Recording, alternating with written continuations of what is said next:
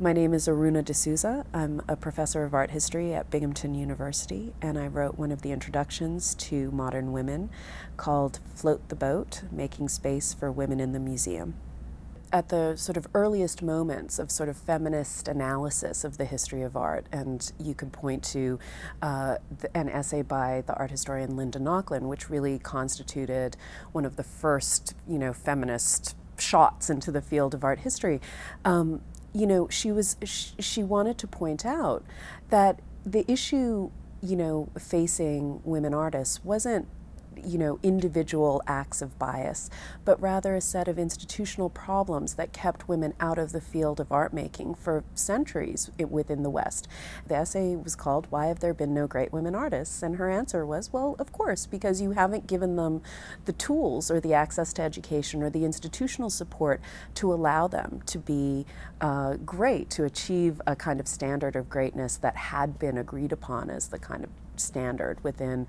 the art community since the Renaissance. And I think that, what's interesting is that since the point that she wrote that essay in the early 70s, what was clear is that women artists were facing a similar set of institutional barriers. Now, this time not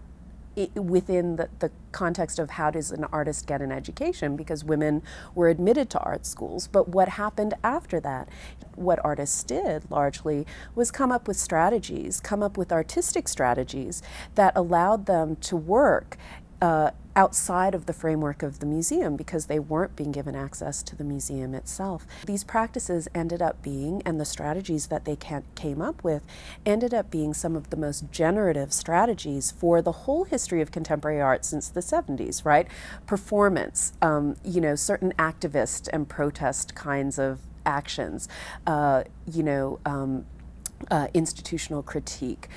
these sorts of postmodern strategies of the critique of representation, the use of public spaces. You can think of Barbara Kruger and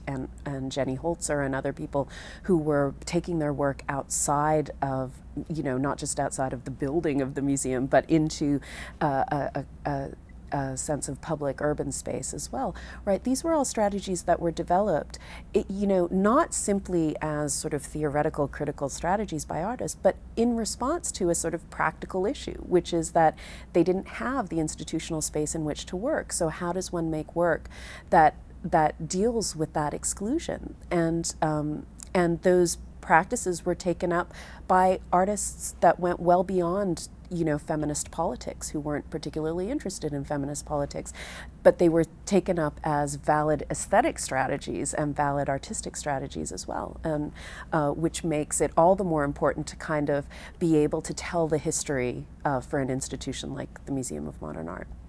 Even things like the division of the collection into different media becomes an issue for women artists, right? There's lots of art by women artists in the drawings collection or in the prints collection because the museum has to make less of an investment, both money-wise and space-wise, in order to collect in those areas, so they are a little more adventurous. Part of the problem becomes changing the sort of institutional emphases and sort of demoting painting and sculpture from, the top of the heap and allowing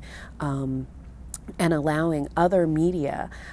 to take on a more prominent role within the exhibition programs and the permanent gallery space. The reason that I got involved in this book is because the Museum of Modern Art held an amazing conference a few years ago called The Feminist Future. And one of the reasons it was so extraordinary was because something like 3,500 people tried to get tickets for this conference, for an academic conference, which is unprecedented, even by MoMA standards, it's unprecedented. And there was so much energy in the room, and there was, it was amazing because it was, as one of my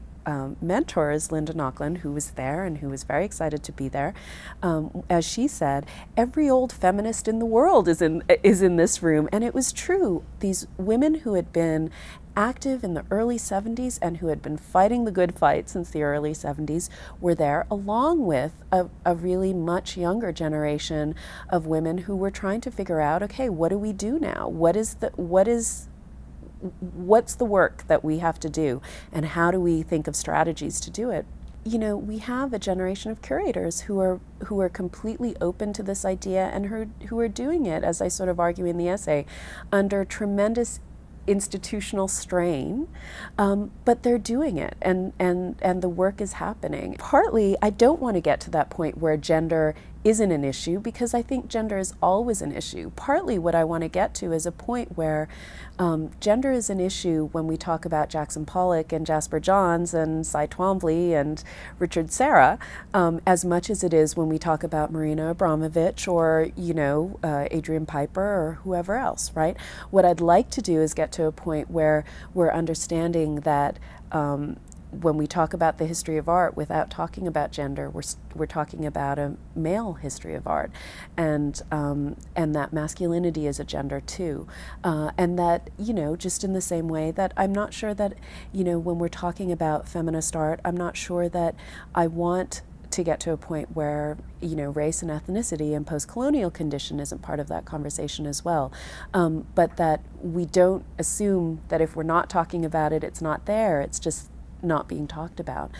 To me, that's the moment, not where gender is, we forget about it, but where it's acknowledged to exist on both sides, where woman isn't simply the kind of other of man, but, you know, part of a kind of equal playing field sort of situation, and where other genders are included in our thinking as well.